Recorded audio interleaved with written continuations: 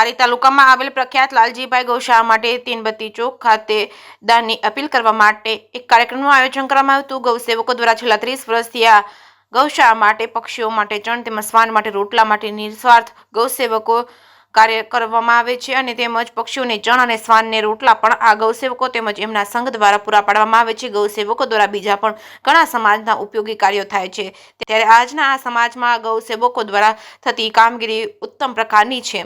જે કેસની ગુજરાતી સાથે સંજય વાળા ધારી। મારું નામ શ્રી હર્ષદગીરી કાશીગીરી ગોસ્વામી। આરોગ્ય શાખામાં 37 વર્ષ સર્વિસ કરી અને અત્યારે 2006માં નિવૃત્ત થઈ અને શ્રી ભોલેનાથજીની અસીમ કૃપાથી સરસ મજાનું એક સત્કર્મ અમને જે હાથમાં મળ્યું છે એ પ્રેમથી અમે સંભાળીએ છીએ। અમારું પ્રેમપરાની અંદર સિવિલ એરી ધૂનમંડળ પ્રેમપરા ધારી એ પણ અમારો એક સરસ મજાનો પરિવાર છે।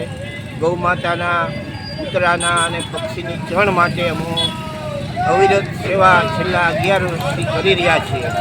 સાથોસાથ શ્રી પુરુષોત્તમ લાલજી ગૌલોક સેવાધામ ટ્રસ્ટ જાપગીર ધારી ગૌશાળાના લાભાર્થે મકર સંક્રાંતિના દિવસે અમો સૌ સાથે મળી અને પ્રેમથી ગૌશાળાના લાભાર્થે દાન સ્વીકારવા માટે વર્ષમાં એક વખત ધારીની અંદર સ્ટેન્ડ નાખી અને સર્વે ધારીના સર્વે નગરજનો તેમજ ધારી તાલુકાના દરેક નગરજનોના સાથ સહકારથી અમારો આ કાર્યને બિરદાવી પ્રોત્સાહિત કરી અને ખૂબ જ સારી રીતે પ્રેમથી અમને દાન આપે છે।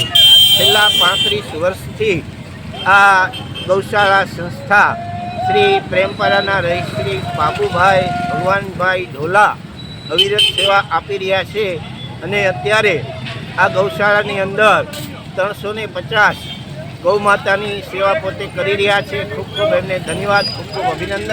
જય ભોલેનાથ, જય સિયારામ, જય શ્રી કૃષ્ણ।